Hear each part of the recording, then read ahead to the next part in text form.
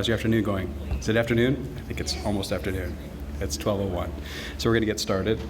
Thank you all for being here for the Post-Helene Symposium. This is our first day. This is a day the theme is remembering, and I think that this panel is totally appropriate, and actually I've been looking forward to this one for a long time. I have spoken to both of these guests, and I'm really excited for what you're about to hear. A couple things, if you could just silence your cell phones, that would be super nice. That way we're not going to have any sound intrusions, probably other than there has been a persistent issue in this room where the mics do a weird buzzing thing for 30 or 40 seconds, and so we're going to have to bear with that for a while, and we're trying to get that fixed, but it's probably going to rear its head here, so sorry about that. And then the last thing I want to mention is just that there's a lot of amazing stuff going on throughout the day in Blue Ridge Room and also in Laurel Forum, including some history-related stuff and some storytelling, as well as some media panels. And I hope you can attend events today, as well as tomorrow, and as well as on Friday. I personally am really excited about the fact that this is a faculty-led symposium, and our faculty are amazing. They have connections with tons of students, tons of alums, and tons of community members. And so I've just really enjoyed, as we put together these 80 events or so, seeing how interconnected we all are. And we have two alums with us today, and Sarah Judson, Dr. Sarah Judson of the History Department is going to tell us all about them. So please welcome Sarah.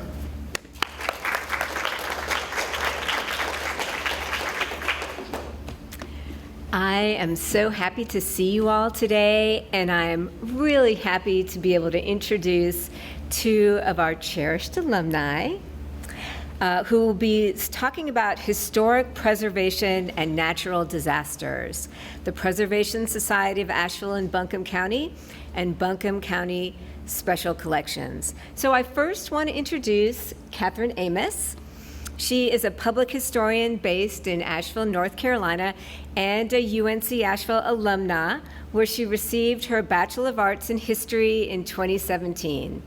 Her research interests lie in family and community history, as well as historical memory in the built environment of public spaces. Catherine has worked in the field of public history for over a decade. It's hard to believe it's been that long. With previous experience at Biltmore's Museum Services and Guest Relations Departments, Mount Vernon's Department of Historic Preservation and Collections, the Vance Birthplace State Historic Site, UNC Asheville's Center for Diversity Education, the 828 Digital Archives for Historical Equity, and most recently, Buncombe County Special Collections. In 2024, Catherine was awarded the Carol Hart Scholarship by the Society of Georgia Archivists and joined the summer cohort of the Georgia Archives Institute in Atlanta, where she spent time working in the Atlanta History Center Archives, which is a really cool place. I've spent some time there myself. Catherine currently serves as the Communication, Education, and Outreach Coordinator for the Preservation Society of Asheville and Buncombe County.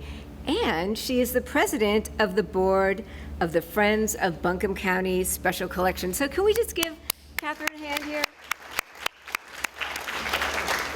And we so appreciate you being willing to share your wisdom today. Catherine Calhoun Cutshall is a self-described, aggressively enthusiastic historian and archivist with deep roots in Western North Carolina, and those things are all true.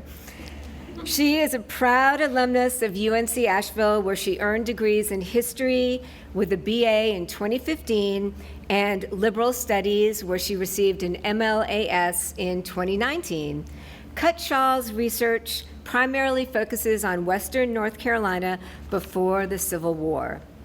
Catherine has worked in museums, historic sites, and served on boards and commissions across the region since 2014, including the Vance State Historic Site, the Asheville-Buncombe African American Heritage Commission, the Swannanoa Valley Museum and History Center, the Joint Vance Monument Task Force, and the North Carolina Civil War and Reconstruction History Center.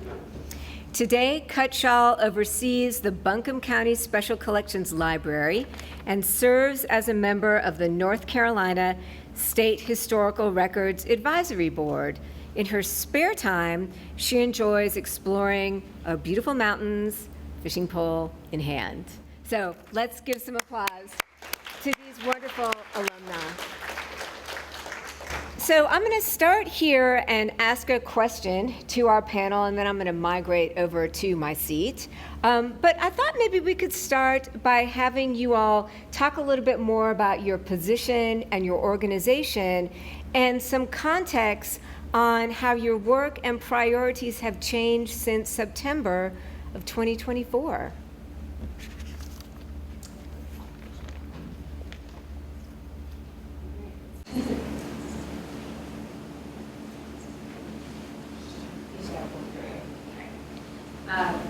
Catherine Amos. I am the Communication, Education, and Outreach Coordinator for the Preservation Society of Asheville and Buncombe County.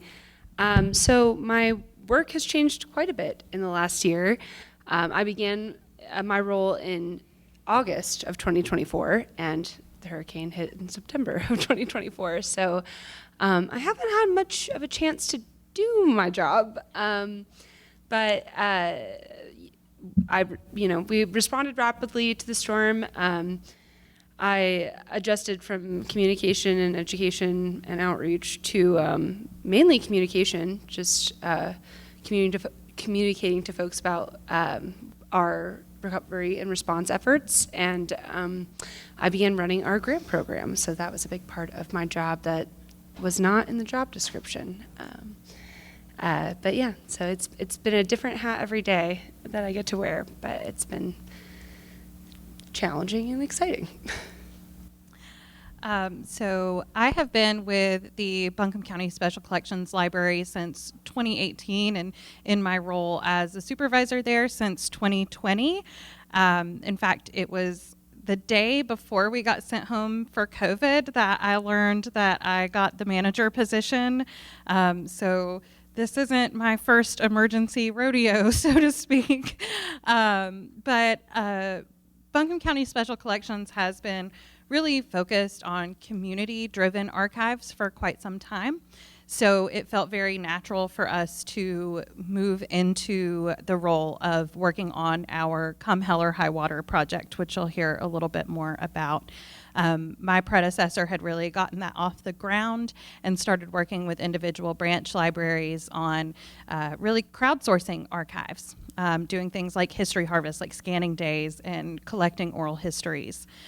So we had actually, it's funny to look back being a year out now, when we had our big quarterly staff meeting this time last year, we said to ourselves, you know what, we're not going to do anything next year. 2025 is going to be our year of rest and renewal, and the climate had other plans. So we we're, of course, out of the library for several weeks. All of us were put on an emergency reassignment, answering the phones at the Emergency Operations Center. But at the same time, we're starting to plan, based on some feedback from our community, what we were going to do to document this most recent disaster. So in one way, we were very prepared to build upon our past experience in community archives, but in another, everything was very much brand new, which it was for all of us. I don't think most of us have been through quite that large of a natural disaster before. So in the 8 or 9 months since Elaine, how has the historic preservation community supported recovery efforts? So what's the particular role and specific role that you all have played in this recovery?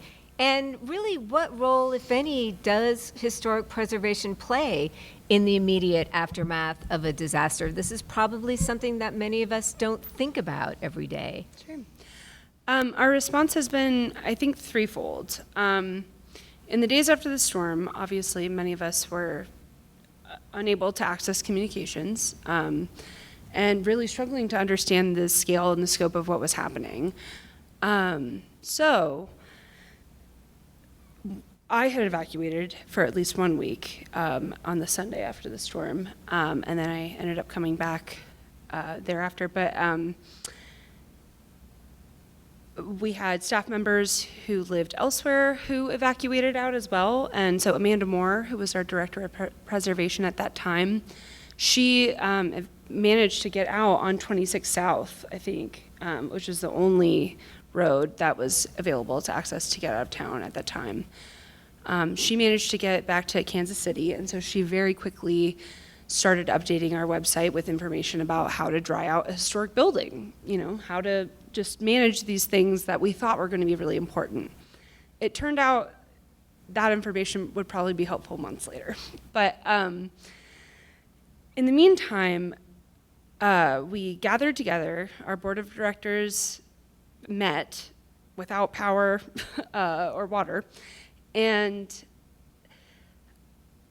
decided that, well, actually, first, Annie Rubel, who runs Emergency Heritage Management, Inc., reached out to us, and she was an incredible resource because her entire experience is not only planning and preparing for emergency management for cultural resources, but also responding immediately. So she reached out to us, came down to Asheville, and gave us probably the best advice that we could possibly get, which was stick to your mission.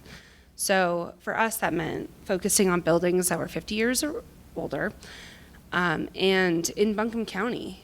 And it was really hard to make that decision because there were places outside of Buncombe County that needed a lot of assistance. But we needed to focus, and we needed to really control what we could do with the small amount of funds that we had. So with that in mind, we got the board on board and extended our grant program. Typically, we have an annual grant program that funds $50,000 worth of preservation projects in the county, and that's 2 times a year. So in the spring and the fall, about $25K each. And we had just finished one in the fall, right before the storm hit. So, our funds would have been exhausted. Our board came back and decided to approve an additional $50,000 and then extended that to $100,000, which is pretty incredible given the size of our organization. And we started getting funds out as quickly as we could. We shared the information about the grant program as quickly as we were able to. As soon as I was back on the ground in Asheville, I was trying to share photographs, images, anything that would be resonant for folks, and trying to spread the word that we had money available and that we could get it to people quickly. So one of the benefits of being a nonprofit is that we're pretty nimble and we're able to do that kind of thing, even if it's on the small scale. But we saw ourselves as being the fast money, not the big money. We cap at $5,000, but while that's not enough to address any of what happened to any of the folks who've been impacted by Helene, it was enough to get them started before FEMA or other agencies could bring in those larger funds that were going to help with their significant recovery projects. So we were able to send checks within a few days of applications coming in, and we tried to make that process incredibly accessible and incredibly easy. Like, I remember reading grant applications that did not have full sentences. And that wasn't important. What was important was making sure that, and we could still verify these things, but making sure that the folks who really had significant damage got the help that they needed and got it quickly. Well, Catherine, without giving away anything confidential, could you give us an example of what one of those grant recipients, like what were the kinds of things that folks were able to use that money for? Yeah, I mean, initially mucking out buildings, just tearing out drywall. These buildings were, specifically Beacon Mill Village in Swannanoa, those homes were flooded to the gutters. So they needed immediate assistance of just getting things going, removing mud, removing mold remediation was a big part. So even the less devastated homes that weren't quite like flooded to the gutters, some had been flooded, and so it was really important that they have mold remediation happen immediately, because that can be a devastating event and could cause a lot of ruination in a home. So we wanted to address those as quickly as possible. So the other part, other than the grant program, we started delivering dehumidifiers and generators as quickly as possible too, so that folks could just start drying out their homes, which proved incredibly important. So for Buncombe County Special Collections, this is a little bit different because we are not addressing physical buildings, right? So for us, our initial action steps were to get in touch with one another. I think that was really scary, not knowing who was where, how they were doing, especially once I understood the scale of destruction. But even a couple of days before the storm officially hit, I was thinking about history. The flood of 1916, which was the biggest flood event that we've had in recent history. The more I was reading weather reports, the more I was seeing the news, I thought to myself, I was like, I don't want to be an alarmist, but I'm visualizing all of these archival images that we have in our collection that depict 1916, and thinking back on my experience as a little kid, as a fourth grader in 2004, which was our next biggest event, and thinking, okay, it's probably just going to be like 2004. I'm going to prepare not to have water for a week, but at the same time wanting to kind of show people this is what could happen. So sharing some of the images, at least on my personal Facebook page, I didn't want to do it on the county social media to scare folks, but to say, folks, here are some images of what is now the River Arts District looked like the last time we had a flooding event of this size or potential size. And I kind of regret holding that back a little bit now, because as we learned, Helene was an additional 10 feet over flood stage from 1916. So the 1916 flood reached 21 feet at its highest flood stage. Helene was 30 feet, or 33 maybe even in Fletcher. So I was thinking about that beforehand. And once I finally kind of made it out of my home, I took this big, long walk through the River Arts District and saw, yep, what I am seeing in front of my face right now is a mirror of the images that Buncombe County Special Collections holds of 1916 flooding. So, like I said, our team initially, once we got back in touch with each other, we got back in touch with county government, because there for about 2 weeks, none of us actually knew what we were supposed to be doing. I for one went to the Register of Deeds office because I could get there. I live downtown, and so I just showed up and said, "Okay, Drew, put me to work. Let me figure out what to do." And then finally, getting in touch with the county Human Resources Department and being told what to do. So, like I said, our team and a lot of other librarians, our first initial role was answering the phone, basically acting as operators and putting folks in touch with the resources that they needed. And that started about the second week of October. Third week of October. We finally made it back into the library, and it was almost immediate when, of course we were getting media requests for images of the 1916 flood, so we started answering those and fulfilling those requests, sharing images with different news agencies. And then we had community members come to us asking how we were going to document this disaster. And it was only a couple of 3 weeks out. But folks coming to us and saying, I have all these pictures, I've recorded interviews with my neighbors, I just want to know, I want to find a way to preserve this moment. So while we're working on the Emergency Operations Center taking these calls, we also started thinking about, okay, what would a community archiving project look like in the wake of this disaster? So we, started brainstorming, started planning. We set up a website with omeka.net, which is a digital archives sharing platform, and knowing that we were partially staffed at this time because we were all spending a couple of days a week answering the telephones, what other resources can we look to be able to pull this off? So we knew that funding was going to be an issue. County funding just got halted, and we understood, and it made sense that libraries were going to be sort of at the bottom of the pile, so to speak, because emergency operations were far more important at this time. So our budget froze, and we thought, well, we're going to have some money to do this. So reaching out to donors, our friends, and then to the Preservation Society of Asheville and Buncombe County to seek funds to transcribe oral histories. We used part of that funding to hire a project manager. Hi, Emily, our project manager. We couldn't have done it without you.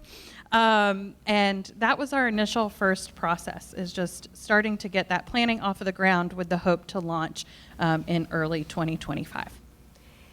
Catherine, do you mind if I ask you more questions about this oral history project? So can you first explain to us about what a community archive is, and then tell us more about this, come hell or high water? What kinds of activities did folks engage in, and what was it like reaching out to folks about telling their stories, et Sure. cetera? Yeah, so community-driven archives or community-led archives are archiving projects, historical resource projects that really allow community members, folks who aren't archival staff, to take the lead. What our job is as archivists in a community archiving project is to facilitate that opportunity, to create a space for folks to be able to preserve their materials, whether that be photographs, videos, creative responses. We got lots of poetry, which I think is just a really beautiful piece of the project. So in any community archiving context, that's what that looks like. We try to crowdsource, essentially, from community members and provide the opportunity for them to share what they know and what documents that they have. So with Come Hell or High Water, we decided that a really good way to go about this. Raise your hand if you have a cell phone in your pocket or like on your person right now. Does it have a camera? Yes. So this is what makes this particular disaster very different, even from our most recent one in 2004, is that every single one of us has a high definition camera where we can take photographs of what's happening around us. We have, notes, our little notes app where we're writing things down. We might be journaling that way. So we wanted to create an opportunity that's easy and accessible for folks to share those images. So by using Omeka, it has a crowdsourcing plugin, basically, that allows folks to upload an image and then describe that image. So getting that together was really important to us because it puts the agency directly in the hands of the community. It's, again, allowing an opportunity rather than like going out and saying, hey, do you want to share your pictures of destruction with us? It's more about, we're providing you an opportunity to share these items if you are so willing. So setting up the crowdsourcing platform was really important. And it's just really easy to do. Folks are pretty familiar with uploading a form or a picture to a website at this stage. So you can do that directly from your phone or from your computer. The other couple of parts of the project were, we really wanted to create something that was comprehensive. And I mentioned those historical images that we had already in our collections. We started working on pulling those together and adding those to the website. A really wonderful UNC Asheville student helped us create a big archive of newspaper clippings about past flooding, going way beyond 1916 all the way back to 1898, I think, was another big one. So we put all of that together. And then at the same time, we started planning an oral history project. We wanted to be really sensitive with the oral history project and really take our time in deciding how that was going to work, making sure that we trained volunteers to do these interviews properly with, really especially through the lens of folks who have been recently traumatized. So we didn't jump into that head first. There was a lot of thoughtful planning that went into that. And I have to say that it was really incredible to see some of the volunteers who came out to help with that. We got so lucky with the amount of existing expertise of folks that contributed their time to the project. So our co-leaders of our oral history team are professional oral historians themselves who are retired. And we just really, really lucked out with that. I guess another piece of this project that I think is really important as it comes to the historical preservation piece and also looking forward is the existence of this large collection of publications from government organizations in the past. So these are post-flooding reports from the Tennessee Valley Authority. Some of them are by the EPA. There's also planning documents from Asheville and Buncombe County, so the original open space use plan for what became the River Arts District and zoning information about that, essentially with the hope that with the help of community members who contribute their images and stories, their oral histories, so their direct personal experience, alongside all of these other historical materials, would be able to provide a cache of information as we plan to move forward as a community.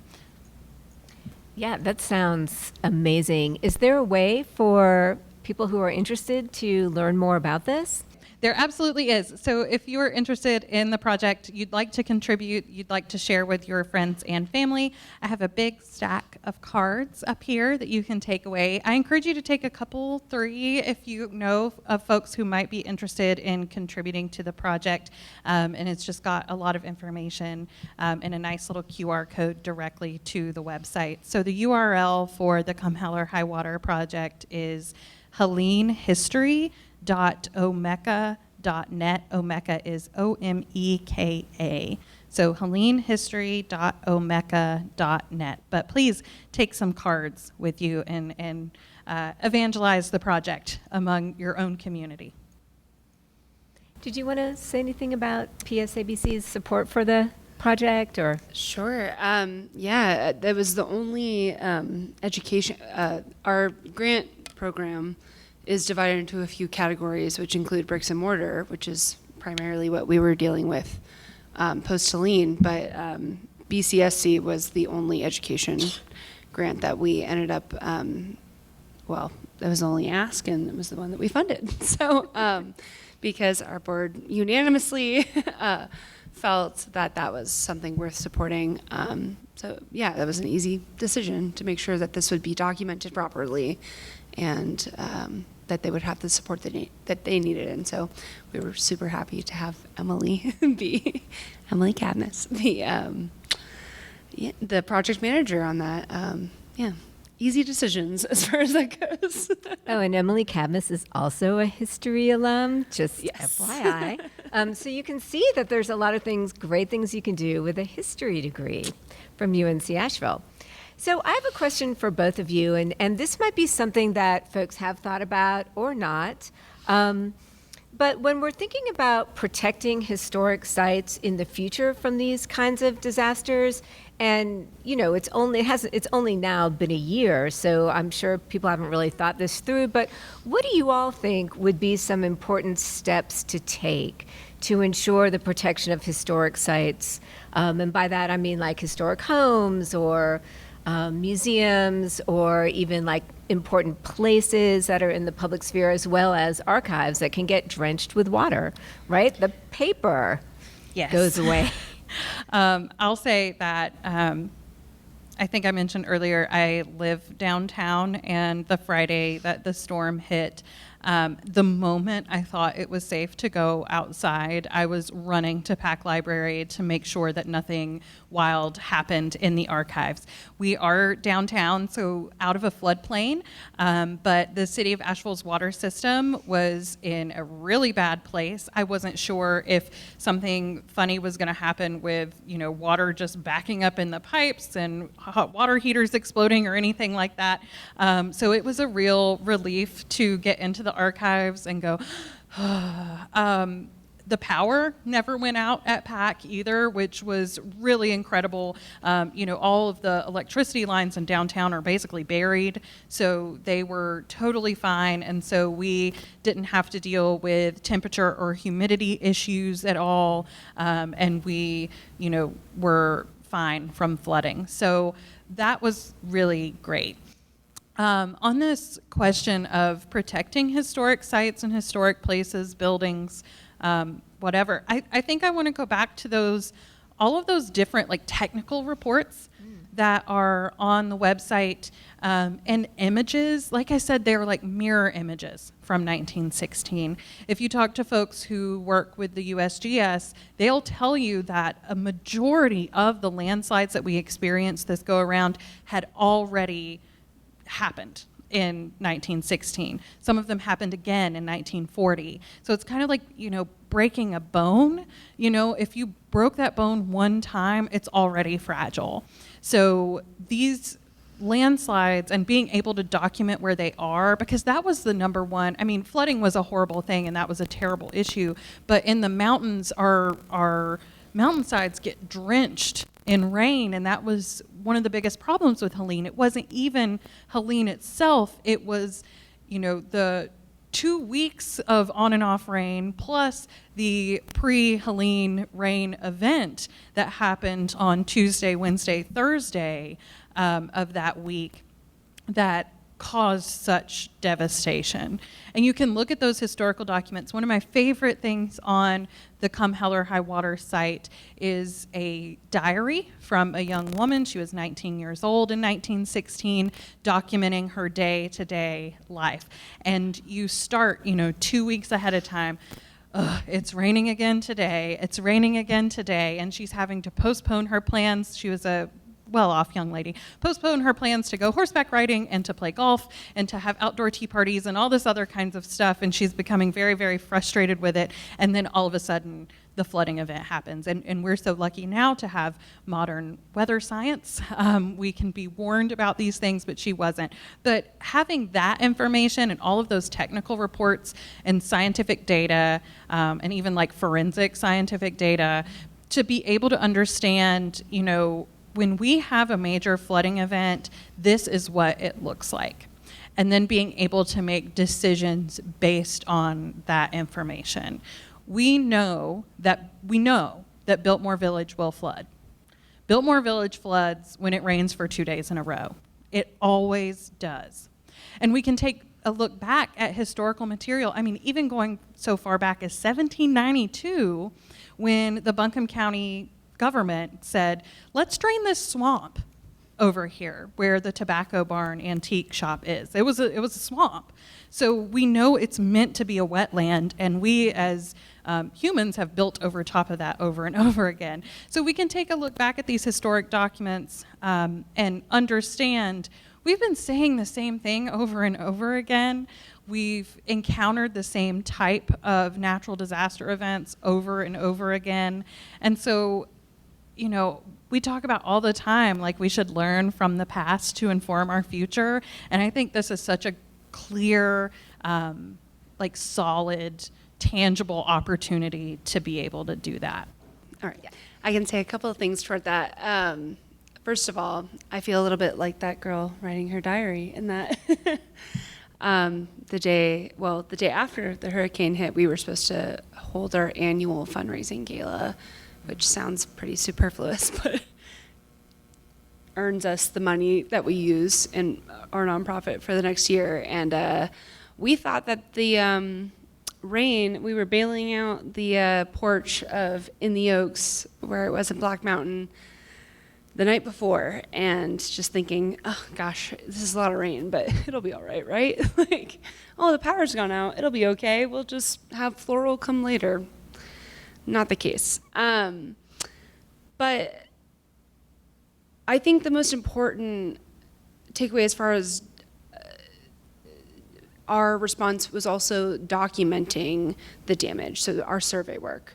And Chelsea Freeland, who's here today, is a maritime archaeologist employed by Eastern Carolina University. She got involved from day one. We realized that survey work was going to be incredibly important just because so many of the communities that were impacted had not been surveyed since at least, well, some of them from 1976, but, or no, I'm sorry, late 1970s, but Cabins and Castles, I think, was published in 1981, and not a lot of meaningful survey work had been done in some of these more rural communities since then. So it became incredibly important for us to make sure that we at least knew what structures could possibly be lost and would be lost. Demolition became a problem almost immediately. So Chelsea did an incredible job mapping and surveying these areas to make sure that we had an idea of at least what was there. And moving forward, I mean, that will become an incredibly important document that goes on, that we hope once we're done and once we make it polished and pretty, we want it to live at Buncombe County Special Collections, because we need, I think people forget how important it is to even have like photographs of houses, making sure that you know what's there, what's damaged, what's not, and what preservation work needs to be done, because these things take a lot of time. You have to phase out the work, and just knowing and having a record of the state of things is incredibly important to make sure that we can move forward and do the work that needs to be done.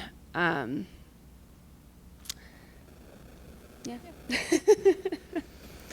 Thank you. I think I have one more question, and then I'd like to see if we can open up for questions from the floor.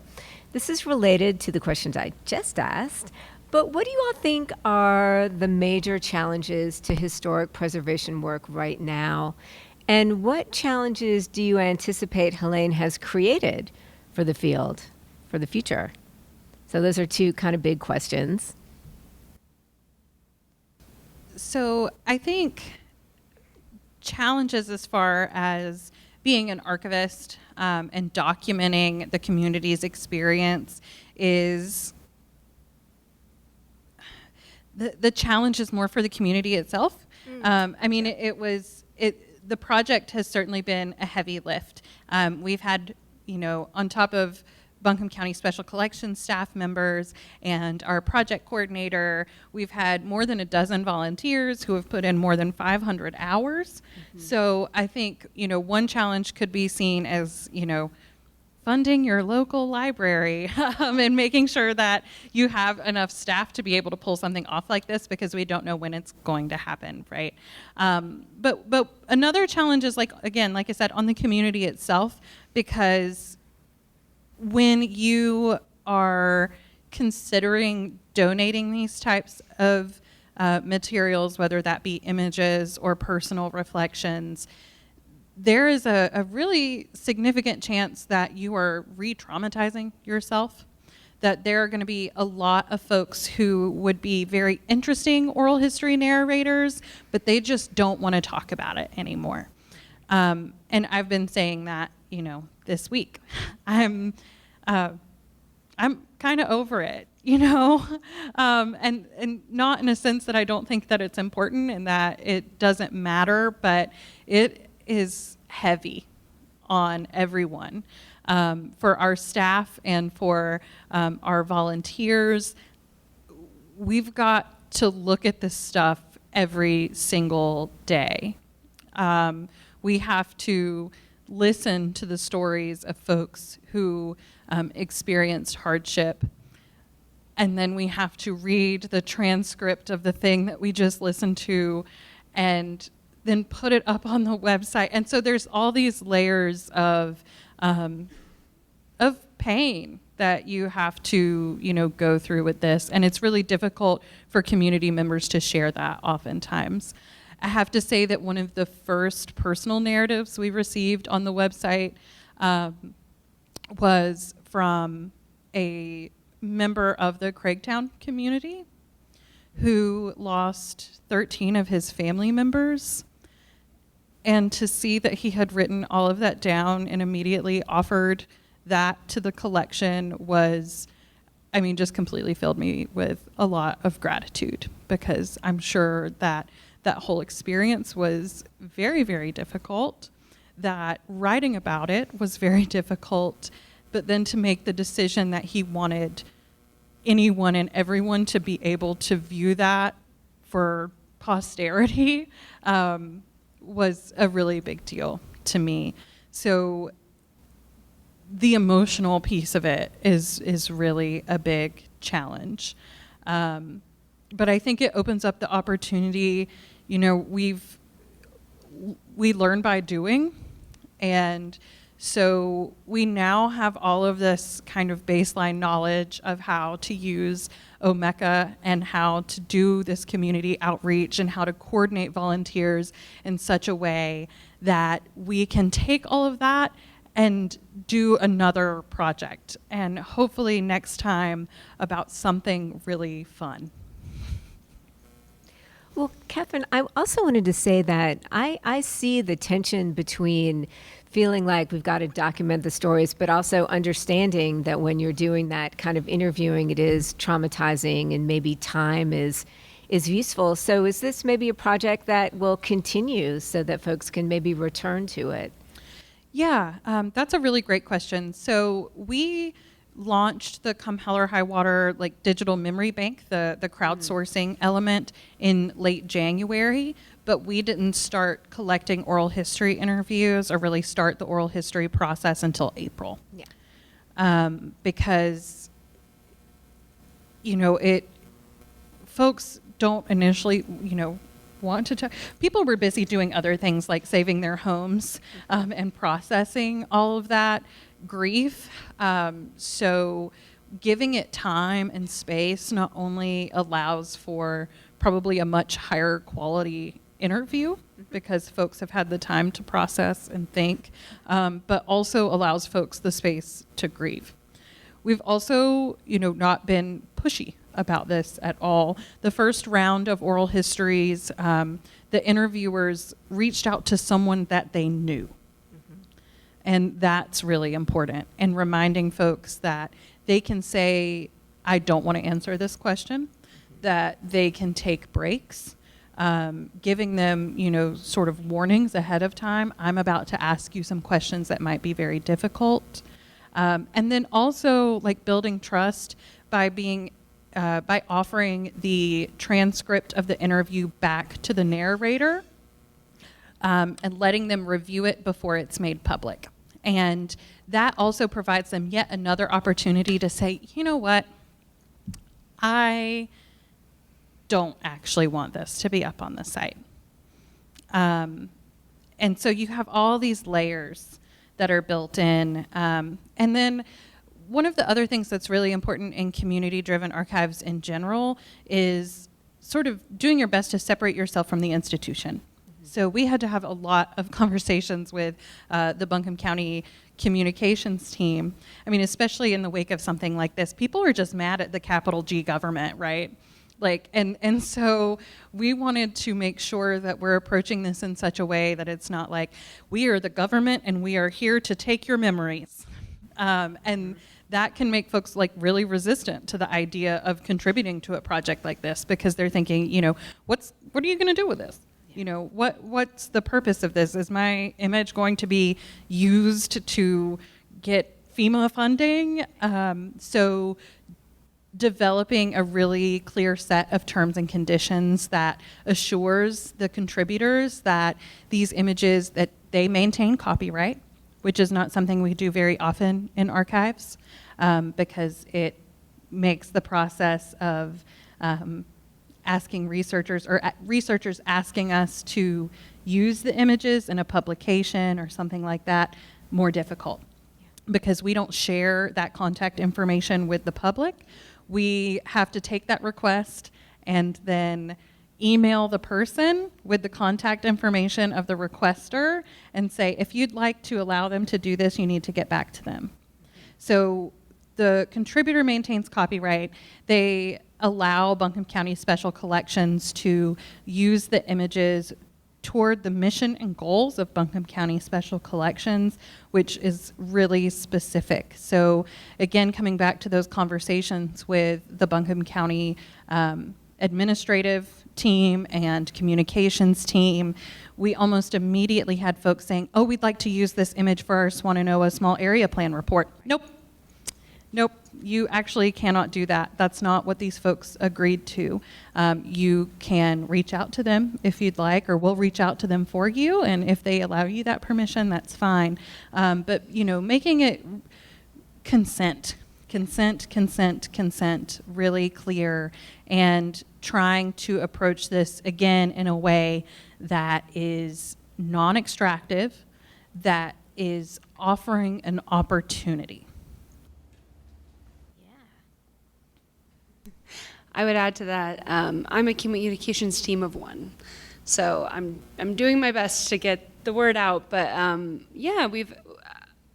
I've been pretty intentional as far as reaching out to our grant applicants who have received grants from us to make sure that when we share information about their award, that's something that they wish to have shared, and it's also something that they, specifically their communications to me, their verbiage, I've used in, it sounds like crappy, but like marketing materials. But it's important because I have to share what we've been doing, and most folks have been really excited to get back to me and say, thank you for the grant, thank you for being able to be involved, and that has been heartwarming a little bit. But it is a very delicate process because you just really want to be as respectful as possible and make sure that they are in charge of their narrative. They are in charge of what is shared about their information, their homes. Like, these are folks' homes. So we've tried to navigate that as delicately as possible and share thoughtfully the work that we've been doing, which is complicated when you're talking about people's homes, businesses, livelihoods. It's deeply personal, and it should be, and it has to be dealt with a lot of respect. So I'm glad that you mentioned that. I want to thank you two so much for sharing your thoughts and your experiences. And I think we have time for a few questions. And so Dr. Bears is going to bring a mic around. It looks like we already have one over there in the corner. So I have more of a comment.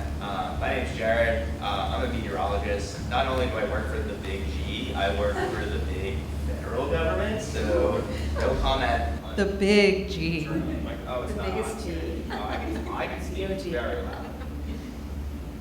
So I work for NOAA, and we have a building in downtown Asheville, and we're our own archiver of all the world's weather and climate data.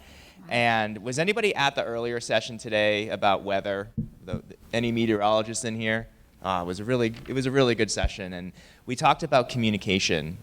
After the Weather Service issued all their warnings, because the meteorology community, and I have a point here, I promise. The meteorology community claims that they did very well with the forecast, right? They did. It was a really good forecast, but people don't necessarily understand what that means. One of the gripes I have is they were saying, well, this is going to be like 1916. Okay, how many people were here in 1916, right? They had no visual evidence. But if they started using graphics, like images from 1916 from, let's say, Buncombe County Special Collections, then you would kind of create that, oh crap, like this could be like, this is what the River Arts District or certain areas looked like in flooding. then, which is most likely what it's going to do now. Another quick example is Brad Panovich, who's a meteorologist in Charlotte. He showed an example of downtown Boone, North Carolina, which I believe is in Watauga County. But he showed flooding in 1940 right downtown where there's no river. There's no river, no lake, no nothing. And then that same area during Helene also flooded. So that was when he started noticing that, wow, this is going to be a big deal. All this to say is that the pictures are super important. And I'm super appreciative of the Come Hell or High Water project because it's documenting the pictures.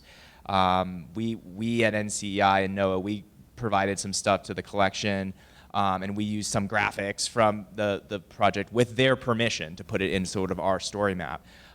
So I just wanted to say thank you for doing this, because down the road because spoiler alert, these are going to become more frequent because of climate change.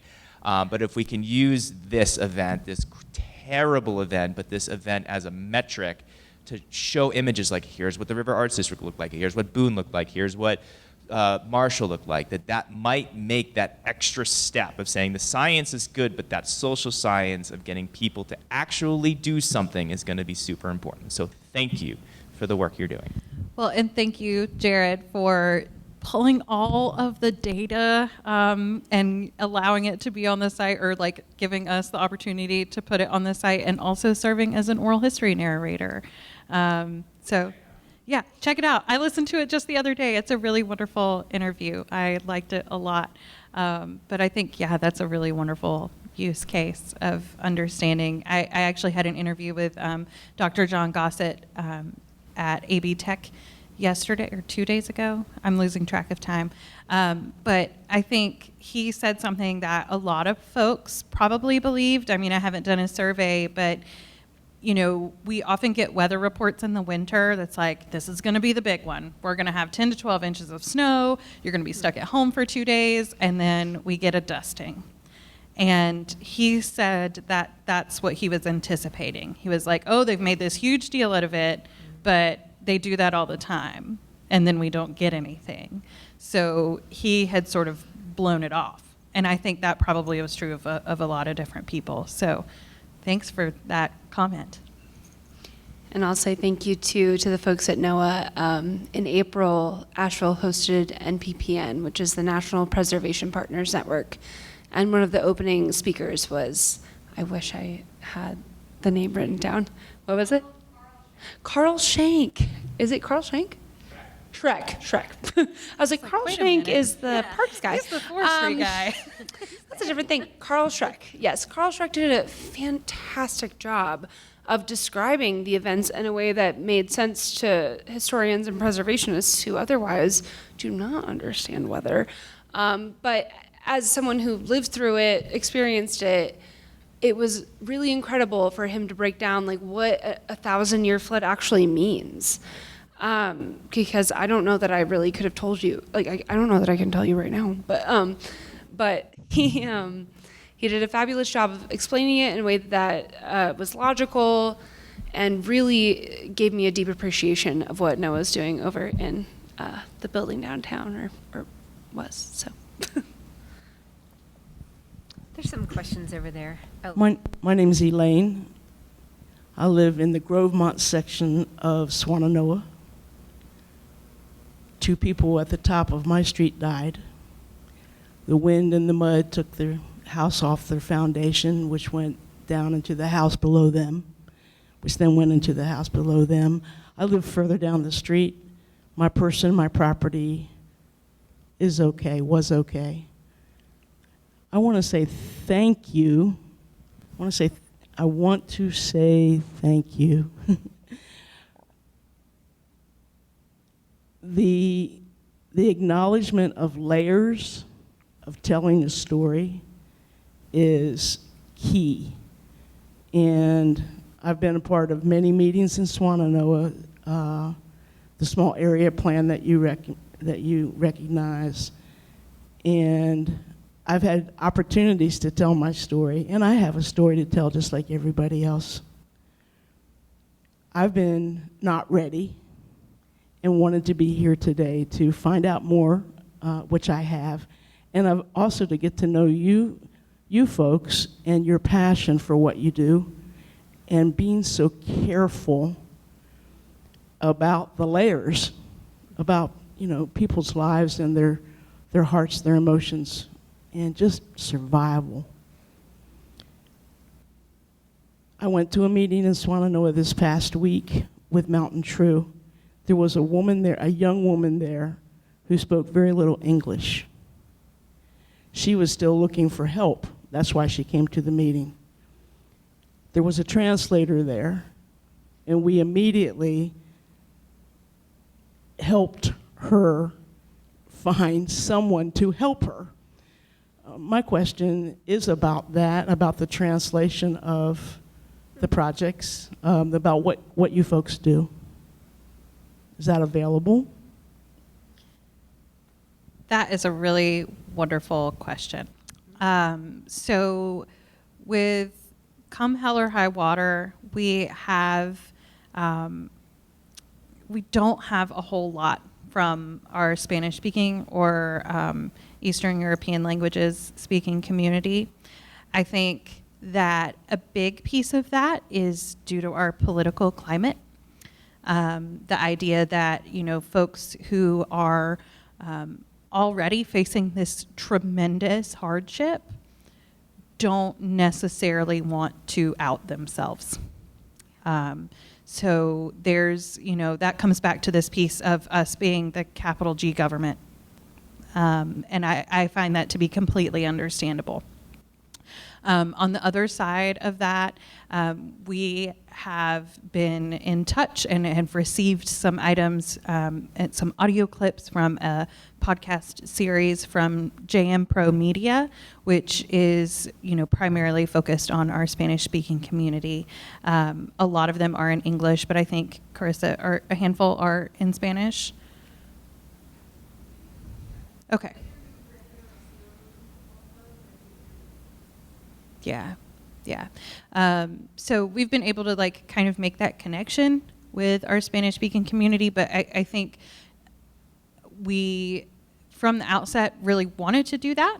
We wanted to make sure that we made an effort, but at the same time, when it comes back to like being extractive or being pushy, it just doesn't feel like the right time to be doing that. So as much as we want to document those communities,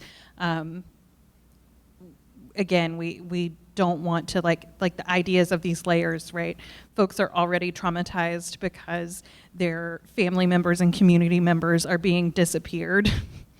And on top of that, their homes have been washed away. And then there's also this significant Spanish language barrier that, you know, there are a handful of folks in our sort of immediate like friends community who can speak some Spanish, but not well enough to be able to convey all of these very complex ideas about being careful with folks' memories and their identities and things like that. So it's something that I wish we could have more of, but I'm also very deeply understanding of why we don't, if that makes sense.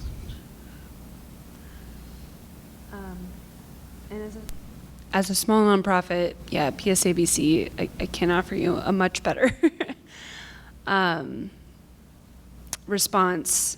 We don't have a translator, but I will say that immediately after the storm, a former roommate of mine who speaks Russian reached out just on social media and said, you know, if anyone needs a Russian translator, which there is a significant population in the county, like, let me know. And I sent that immediately to Drew Reisinger, who's the Register of Deeds. And because he was conducting wellness checks, thank you. Sorry, I was going to say safety checks, but wellness checks, I got them in contact, and she was able to at least offer those services. It is hard when everything else, you know, comes to the wayside. We're just all doing our best, but that is something I wish I would like to grow and would like to see us expand into, is being able to offer translator services. And I always like to add this note, Buncombe County, I mean, we think about like the three sort of primary languages that are spoken: English, Spanish, and Russian and or Ukrainian. But I remember learning while I was a student at Irwin High School, so out in the Leicester community, there were 32 different languages and dialects spoken at home among Irwin High School students. Is an incredible amount of languages.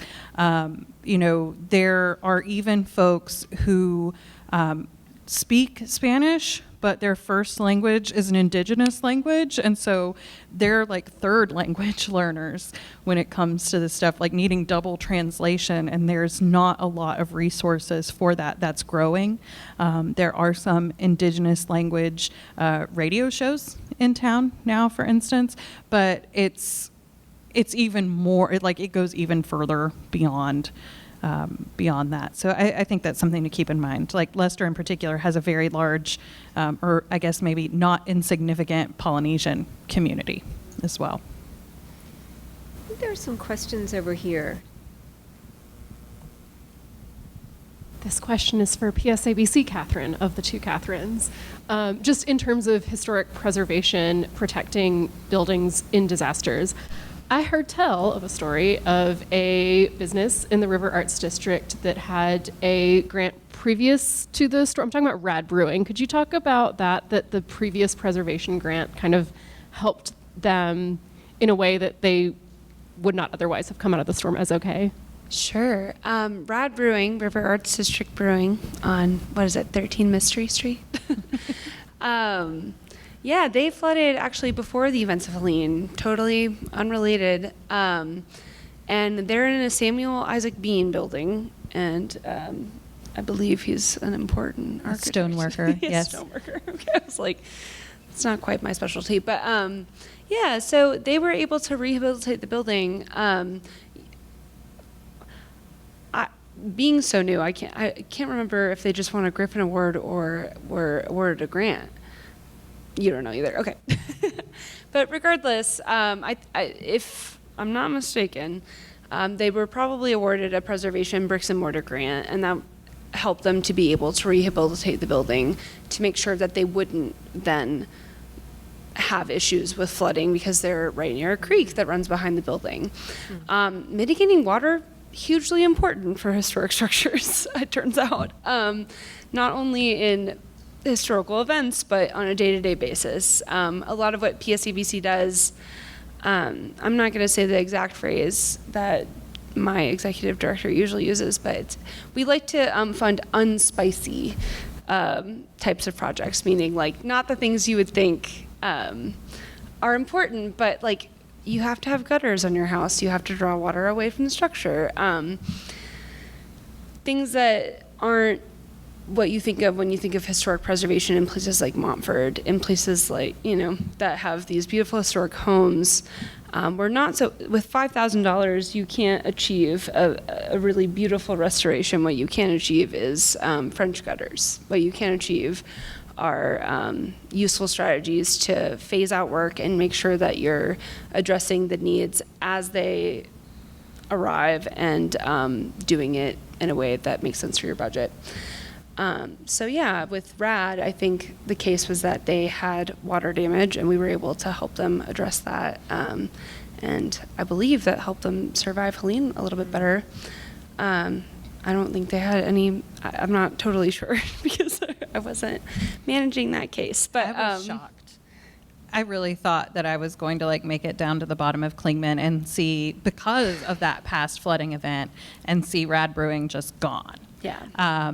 But thanks to their preservation grant, they were totally A-okay through all of that. I mean, I'm sure they suffered a little bit, especially financially, but it was really shocking to see that they were still standing at all. Right. And part of our survey work, some of the importance of that has just been assessing which structures did survive. And some of that means looking at the historic structures in Biltmore Village and RAD. What didn't float away? The old brick buildings. there's not a causal thing, and I'm sure Chelsea is like rolling her eyes at me right now, but, because she could explain to you a little bit better exactly how that worked out. And I think we don't know the answers to that yet. But that's part of the survey work. It's part of documenting these structures, trying to figure out like what happened, why did certain buildings fare the way that they did, and what matters most as far as addressing our needs in the future.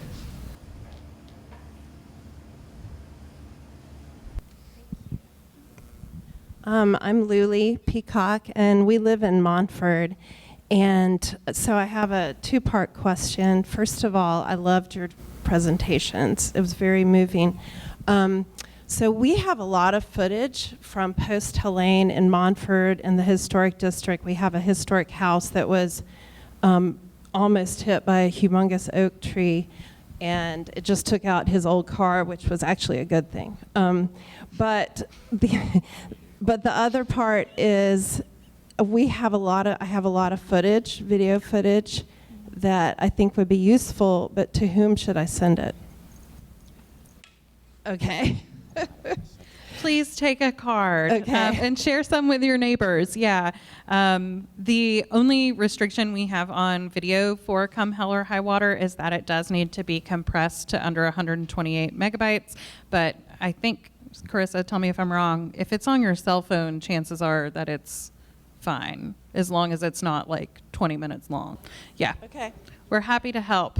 But yeah, definitely take a card, and all the information you need is on the back, including our contact information. And the other question, we're also former teachers, now musicians, and so we had a whole bunch of concerts pretty much immediately after to raise money. Should that come to you as well? I mean, we have a lot of footage. We also put out an album to raise money for Beloved. So. Do I? Yeah, sure. I'm Sim. We put out a record with over 84 artists from Asheville and somewhere from Charlotte and Raleigh. Is this the resonance sessions? It was called Acoustic Fire. Oh, okay. So if you get a chance to look at that, I thought that might be something, and there were of course a couple others, Caverns of Gold, Cardinal at the Window. I think there's a couple more that were supposed to come out, but I haven't seen yet. One was supposed to be released on Thursday by another guy we know. A lot of musicians have done stuff for this, I guess is what we're trying to say. Yeah. Is that something that could go on as an archival thing because it's more of a response? Or is it something that should be left somewhere else? We would, if you have like physical albums like CDs or a vinyl record, we would love to have a copy to keep in the library. We have been, collecting regional records for the last 5 years or so, like super obscure gospel quartets from Canton in the 70s, right? But recently, as you've said, there's been a lot of creative response that's come out of Helene, lots of fundraising opportunities.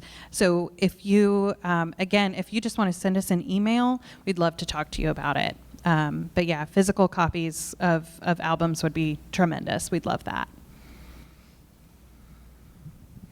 Hey, thanks so much for this. I was really moved by, I didn't know, for example, that the tobacco barn lies in a former swamp. And I was really moved by this sort of obvious truth that if people actually had access to these elements that are part of your collection from 1916, and really had internalized that maybe the result would have been different. And so my question is really, there's a ton of reimagining going on, there's a ton of policy things that are coming down as the city rebuilds, and,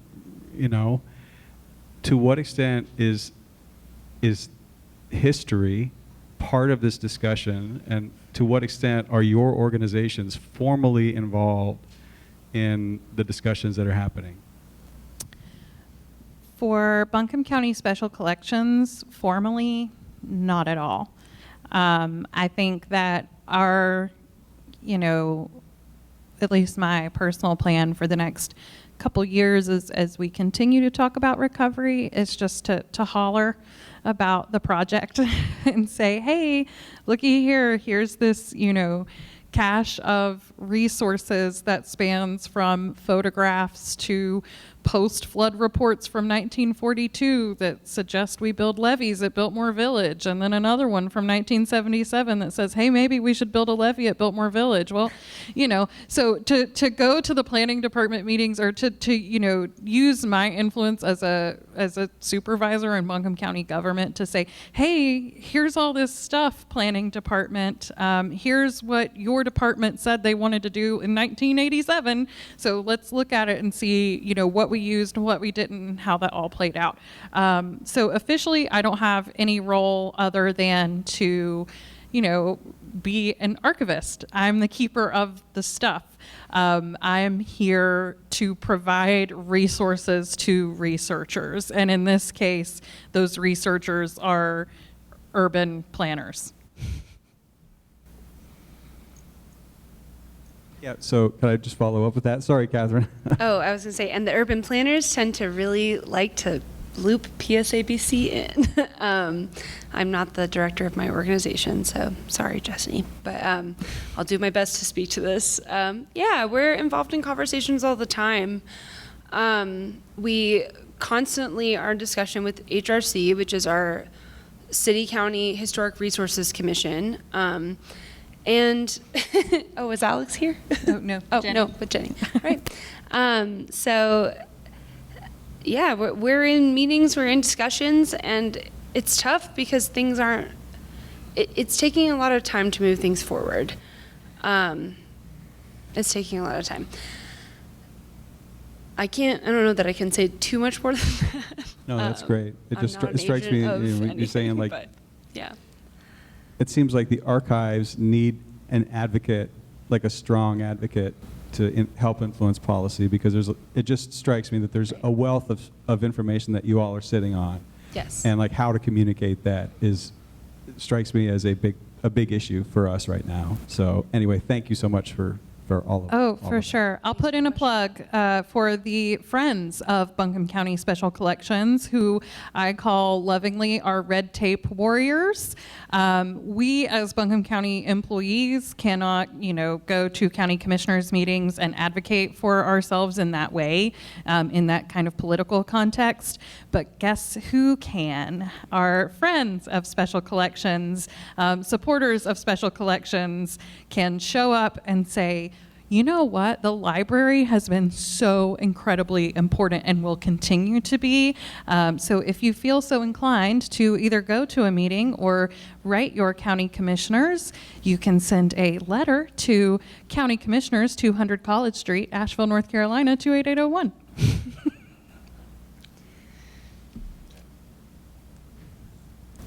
Hi guys, I'm Stephanie. Thanks so much. This session has been super awesome. And I'm wondering, you've each sort of touched on this a little bit. Oh, thanks. But I'm wondering, like via testimonies or otherwise, what you've each understood to be the positive impact on the communities of your project so far, and what you anticipate or hope the positive impacts will be in the longer term. Gosh.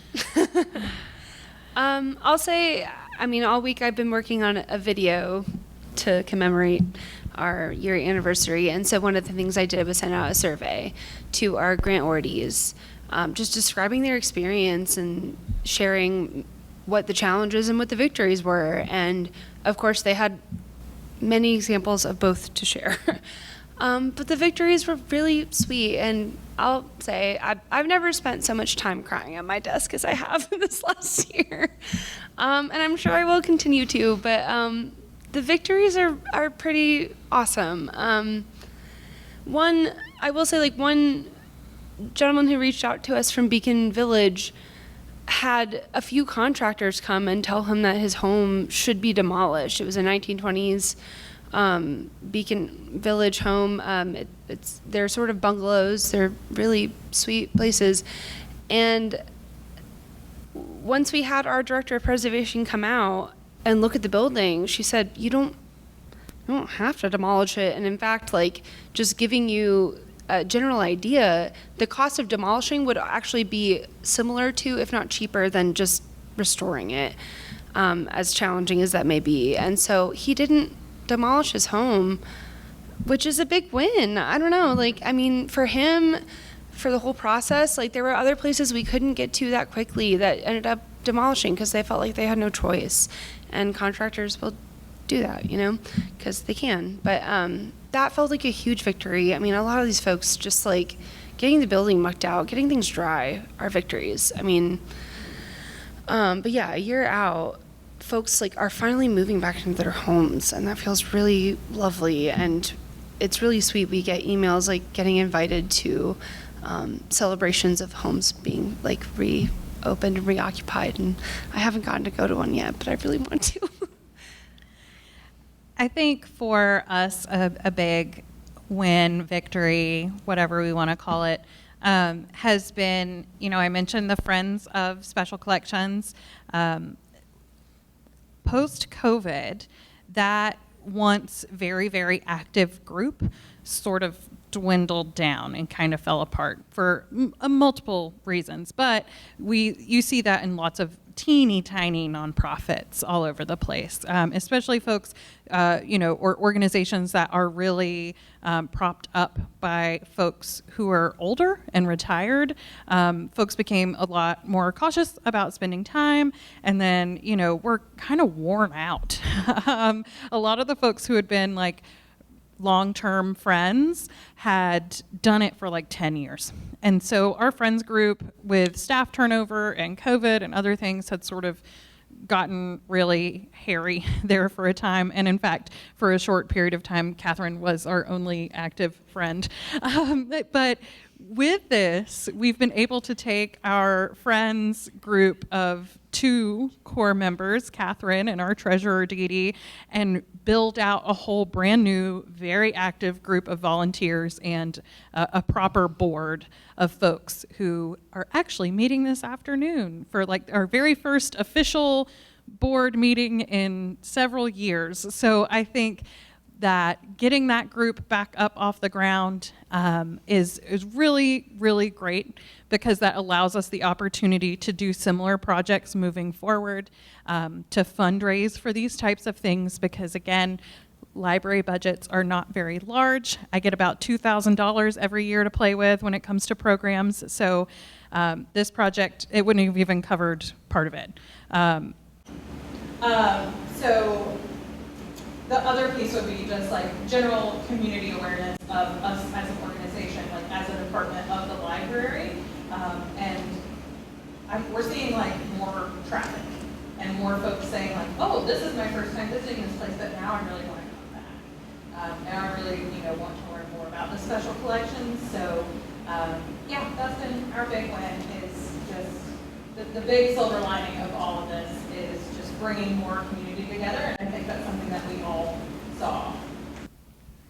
Thanks for being here, you all. I'd like to give us another